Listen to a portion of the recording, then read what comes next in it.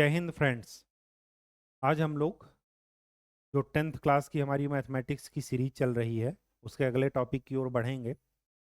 अभी तक हमने फोर्थ चैप्टर की ओर कदम बढ़ाया है और फोर्थ चैप्टर में हम पढ़ रहे हैं क्वाड्रेटिक इक्वेशन, द्विघात समीकरण।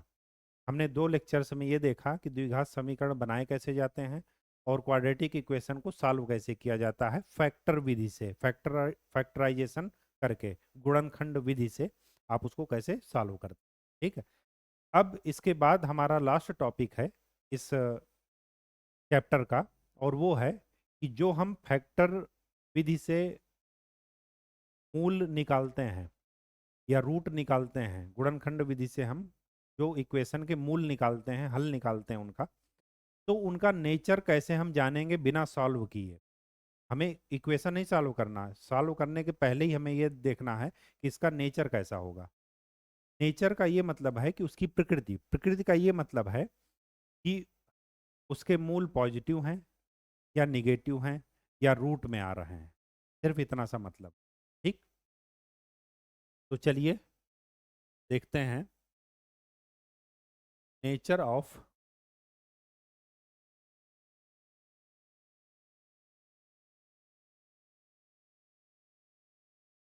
रूट्स ऑफ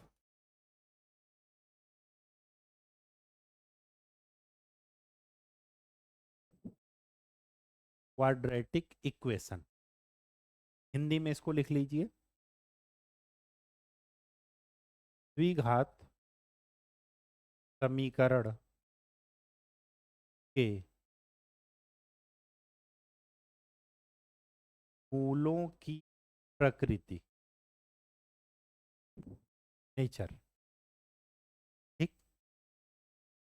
हमारा द्विघात समीकरण का स्टैंडर्ड फॉर्म, मतलब मानक फॉर्म, मानक रूप,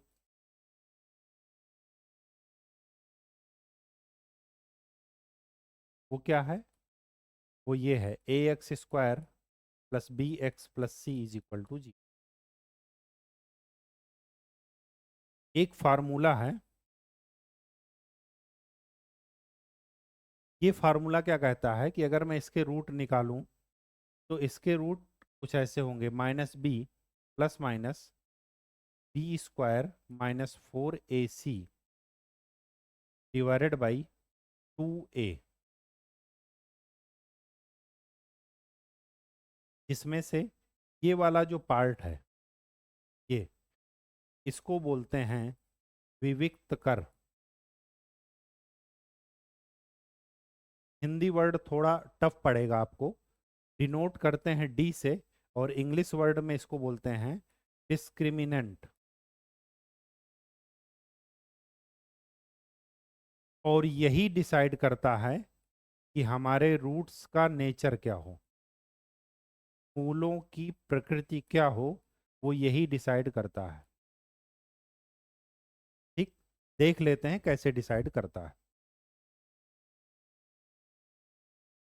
देखिए,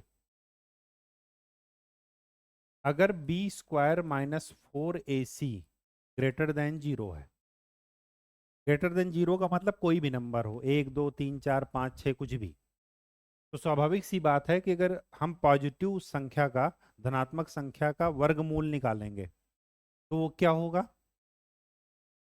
कुछ आएगा वैल्यू, वो भी क्या होगी? संख्या धनात्मक होगी। जब धनात्मक होगी तो जो x का मान आएगा वो क्या आएगा? -b ± समथिंग, कोई डिजिट, / 2a। वो डिजिट मान लेते हैं कैपिटल A आई। तो इसके रूट क्या हो गए? -b ± एक बार प्लस और एक बार माइनस। अब ये क्या होंगे?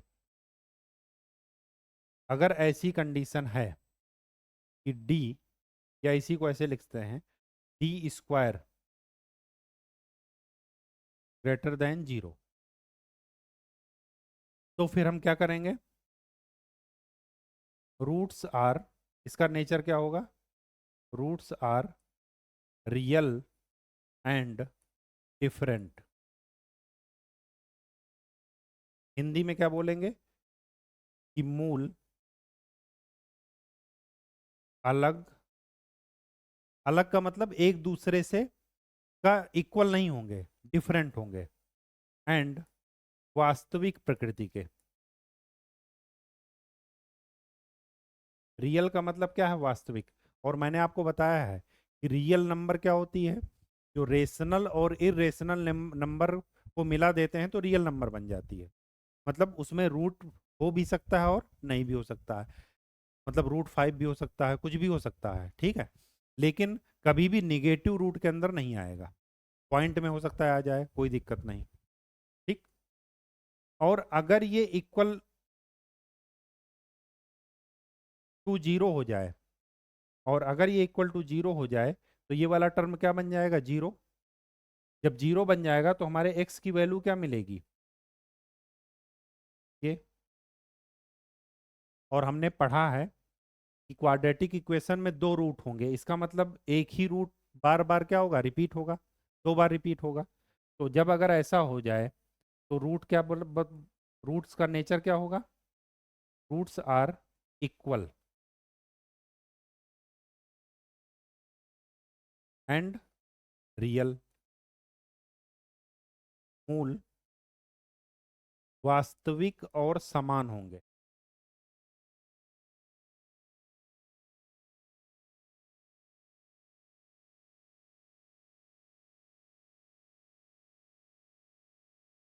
वास्तविक क्यों? क्योंकि मैंने आपको बताया है कि रियल नंबर में रेशनल और इरेशनल दोनों नंबर होते हैं, तो ये एक रेशनल नंबर है। ठीक। ऐसा है, हो जाएगा। और अगर b² - 4ac less than zero हो तो मूल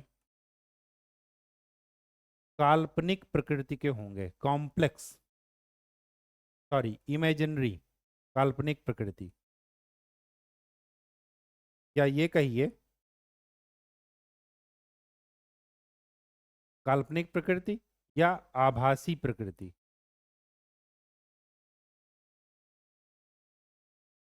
एंड अलग। या ये कहिए इंग्लिश में कि रूट्स आर नॉट रियल। या ये कहिए रूट्स आर इमेजिनरी।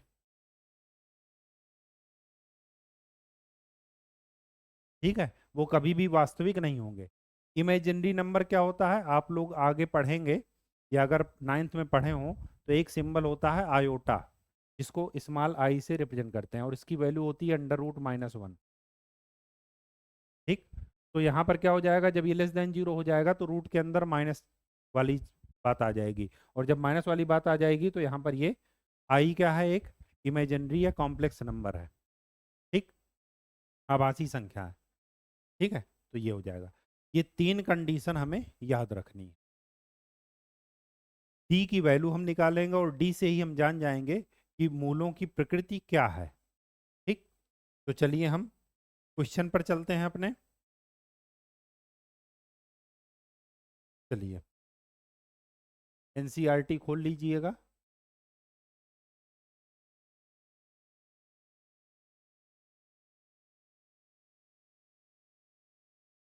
एक्सरसाइज करने से पहले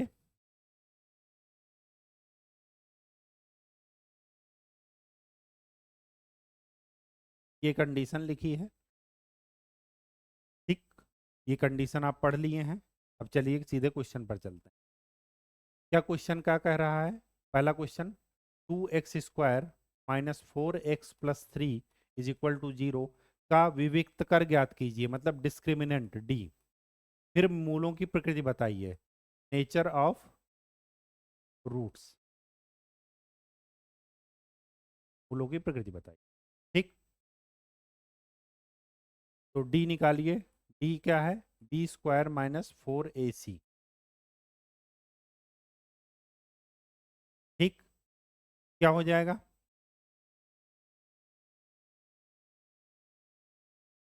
b² - 4ac।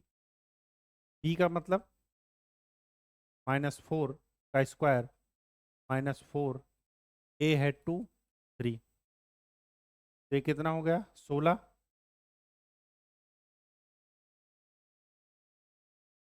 माइनस 4 दूनी 8 तई 24, ये कितना आ रहा है -8। तो डी स्क्वायर की वैल्यू क्या आ रही है -8। इसका मतलब ये क्या है, डी स्क्वायर अगर लेस देन 0 है तो इसका मतलब कि कोई भी मूल वास्तविक नहीं है, या क्या क्या कहिए, आभासी हैं या काल्पनिक मूल हैं। बात समझ में आ गई? ठीक, चलिए आगे बढ़ते हैं। 13 मीटर व्यास वाले एक वृत्ताकार पार की परिसीमा के बिंदु पर एक खंभा इस प्रकार गाड़ना है कि इस पार के एक व्यास के दोनों अंत बिंदुओं पर बने फाटकों ए और बी से खंभे की दूरियों का अंतर 7 मीटर हो। क्या ऐसा करना संभव है? यदि है तो दोनों फाटकों से कितनी दूरियों पर खंभा गाड़ना है? देखिए, ये जो क्वेश्चन पूछे हैं कि क्या ऐसा करना संभव है, तो सीधी सी बात ये हम जानते हैं कि क्या जो हम क्वाड्रेटिक इक्वेशन बनाएंगे, द्विघात समीकरण बनाएंगे, क्या उनके मूल वास्तविक और अलग हैं? अगर वास्तविक और अलग हैं तो संभव है, अगर काल्पनिक हैं तो हम कह देंगे क्या कि संभव नहीं है। तो पहले ये देखते हैं कि क्वेश्चन कह क्या रहा है, एक बार फिर से पढ़ते हैं। 13 मीटर व्यास वाले वृत्ताकार पार्क, व्यास क्या होता है, डायामीटर, ये है 13 मीटर, डायामीटर व्यास। व्यास वह रेखा होती है जो केंद्र से जाती है और वृत्त के दो किनारों को जोड़ती है। कोई भी किनारा आप जोड़ लीजिए, बस शर्त यह है कि वो केंद्र से जानी चाहिए। ये वो मैक्सिमम लाइन होती है, जितनी बड़ी मैक्सिमम लाइन इस वृत्त में आ सकती है, इससे बड़ी वृत्त की इसके अंदर जो है लाइन नहीं आ सकती। ठीक, इसकी परिसीमा के एक बिंदु पर एक खंभा इस प्रकार गाड़ना है। तो कोई भी बिंदु मान लेते हैं, सपोज यहां पर गाड़ना है। परिसीमा मतलब यही है, चारों तरफ कोई भी परिसीमा पर इस प्रकार गाड़ना है कि इस पार के एक व्यास के दोनों अंत बिंदुओं पर बने फाटक, कोई भी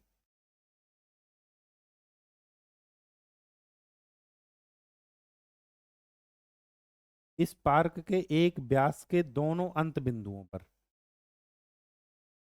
कोई भी दूसरा व्यास है।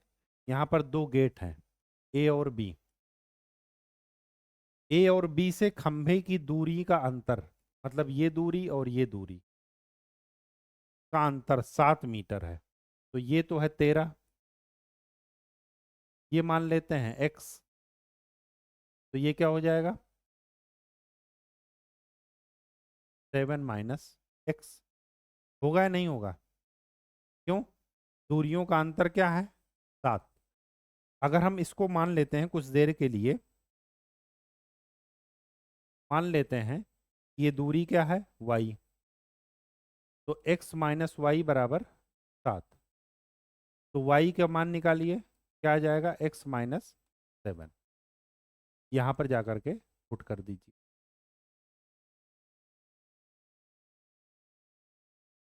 ठीक, चलिए पाइथागोरस थ्योरम लगाइए। एक्स स्क्वायर प्लस x-7 का whole square is equal to 13 का स्क्वायर। तो x square plus x square plus 49 minus 14x is equal to 169। क्या आया 2x square minus 14x minus 120 is equal to 0। X square minus 7x minus 60 0। अभी हमने इस question को solve किया था, इसके दो फैक्टर हो जाएंगे 12x और 5x। तो x-12 तो x के दो रूट निकले, एक 5 और 12। 5 माइनस में है तो ये वाला नहीं लेंगे, तो एक का मान निकल गया 12 मीटर। एक गेट से खंभा कितनी दूरी पर गाड़ना है 12 मीटर पर, और दूसरे गेट से कितनी दूरी पर करना है, 7 मीटर पर। ये हमारा आंसर है। ठीक,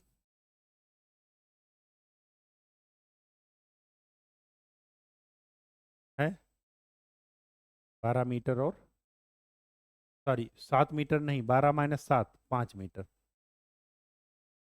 ठीक, चलिए आगे बढ़ते हैं।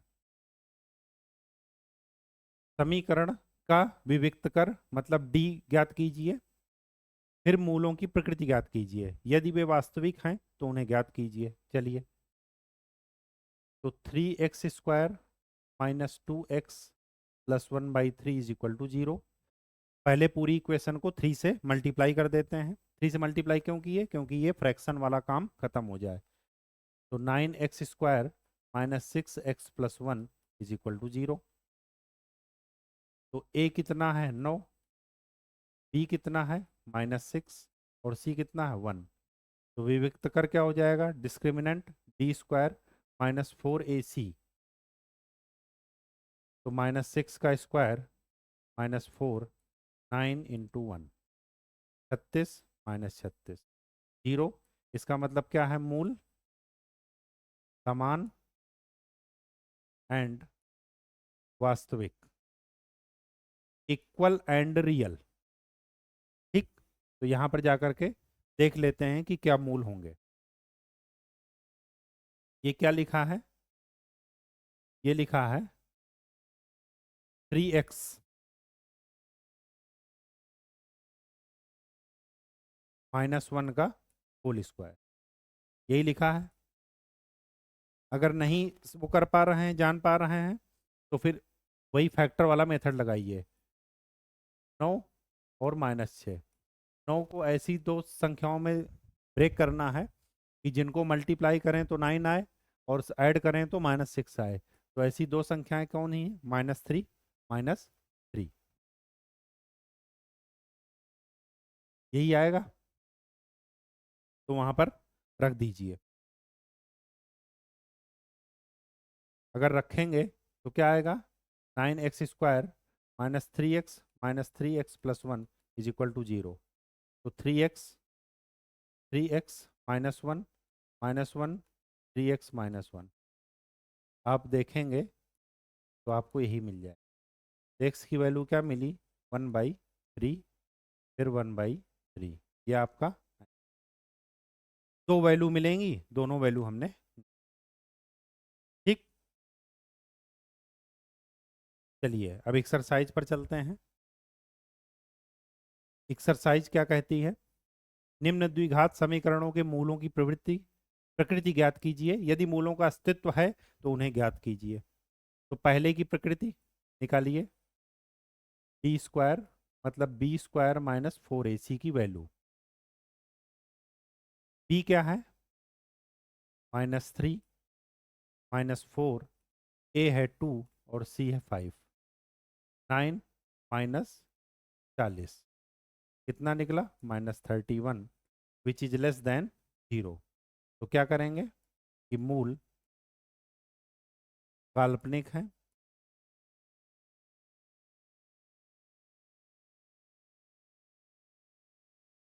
यहाँ पर लिख दीजिएगा अस्तित्व में नहीं है। लिखा ना, यदि मूलों का अस्तित्व हो तो उन्हें ज्ञात कीजिए।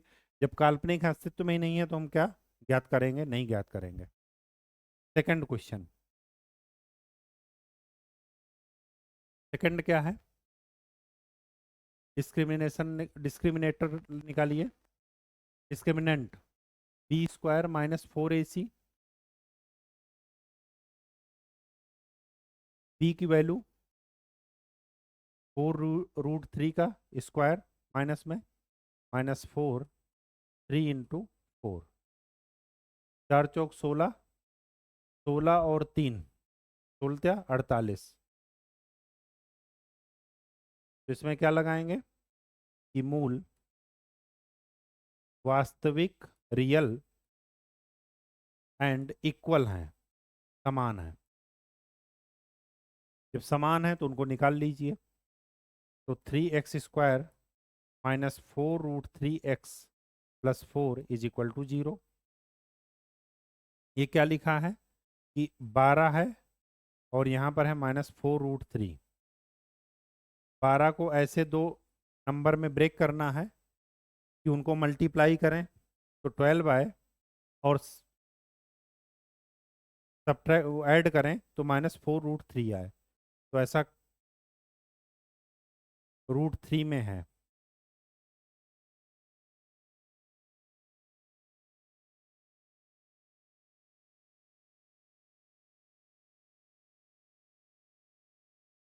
तो इसको क्या कर दीजिए, 2√3 2√3,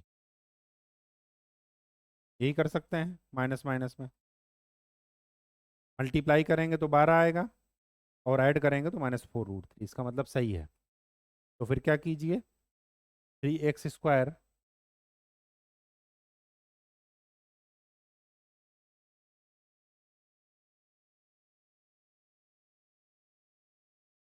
3x² -2√3x -2√3x + 4 = 0। √3 को मतलब √3 × √3, तो √3x कॉमन ले लीजिए, तो बचेगा क्या, √3 - 2। यहाँ से 2 कॉमन ले लीजिए, √3x माइनस, तो ये क्या लिखा है, √3x - 2 का होल स्क्वायर। तो x की क्या वैल्यू मिली, 2/√3 और 2 ये आपका। कहीं कोई दिक्कत हो तो पूछिए। थर्ड क्वेश्चन आप सॉल्व कर लीजिएगा। सेकंड में क्या कह रहा है कि निम्न प्रत्येक द्विघात समीकरण में k का ऐसा मान ज्ञात कीजिए कि उसके दो बराबर मूल हों। अब स्वाभाविक सी बात है कि बराबर मूल के लिए क्या होना चाहिए, b² - 4ac = 0। कौन सा मैं बता दूं, सेकंड वाला बताया दे रहा हूं। पहले इसको क्वाड्रेटिक इक्वेशन बनाइए, तो kx² - 2kx + 6 = 0। तो b की वैल्यू क्या है, -2k का स्क्वायर कीजिए -4, a है k और c है 6 = 0।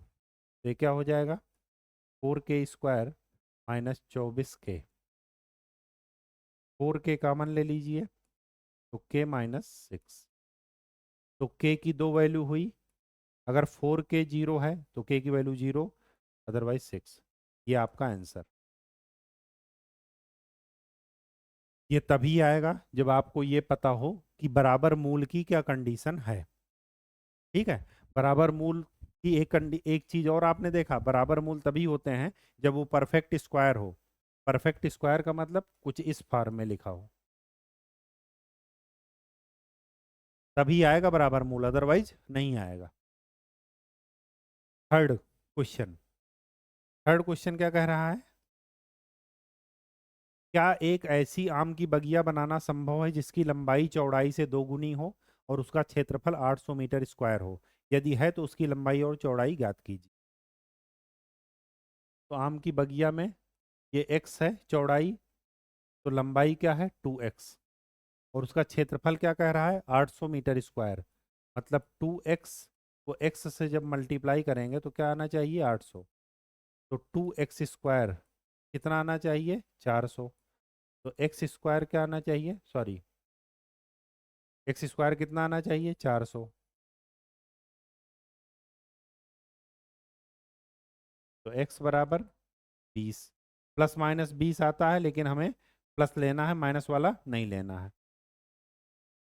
तो ऐसी आम की बगिया पॉसिबल है जिसकी चौड़ाई है 20 मीटर और लंबाई कितनी है 2x मतलब 40 मीटर। अगर हम यहाँ से भी देखें तो हमारी इक्वेशन क्या बनी, ये देखते हैं कि इसके रूट कैसे होंगे। तो b² - 4ac निकालिए, b है 0 -4, a का मान है 1 और c का मान है -400।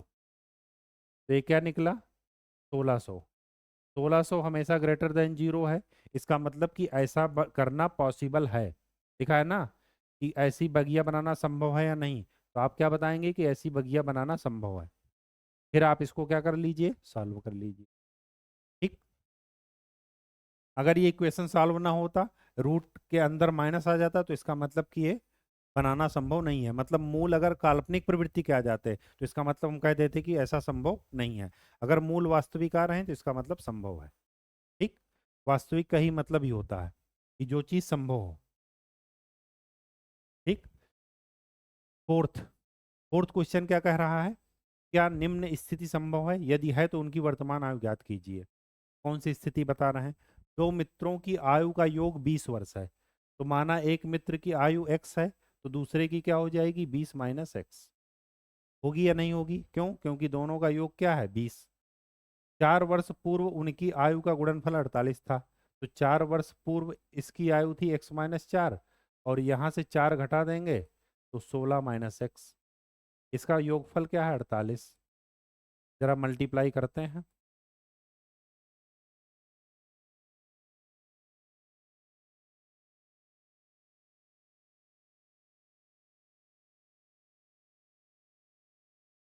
तो x² - 20x प्लस,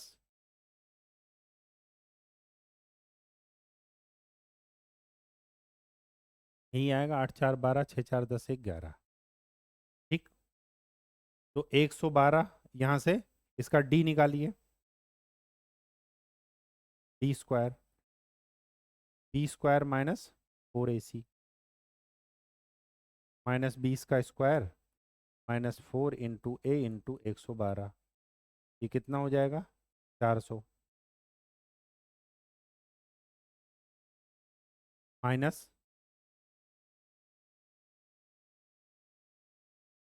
माइनस में आ रहा।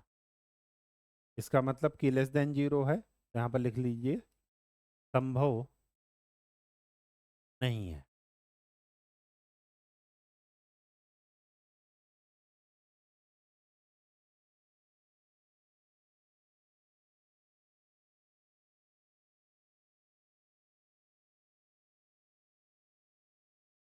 (16x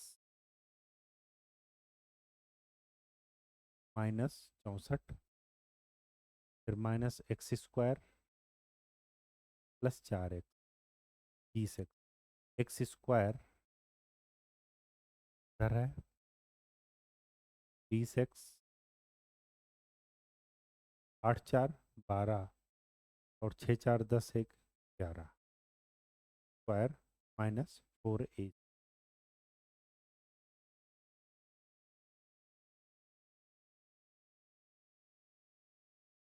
तो ये पॉसिबल नहीं है। ठीक, और यहाँ से भी आप देखेंगे 112 को जरा देखते हैं। 2×5 = 10, 2×6 = 12, 28, 14,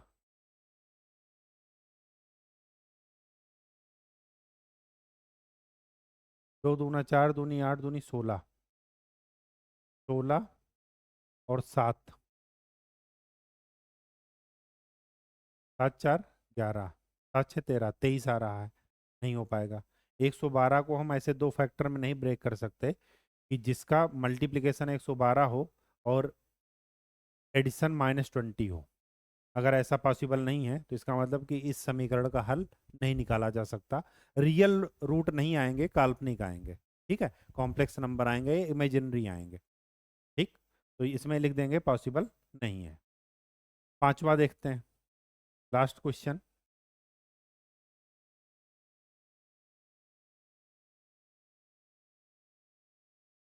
पांचवा ये है कि क्या परिमाप 80 मीटर तथा क्षेत्रफल 400 मीटर स्क्वायर के एक पार्क को बनाना संभव है? यदि है तो उसकी लंबाई और चौड़ाई ज्ञात कीजिए।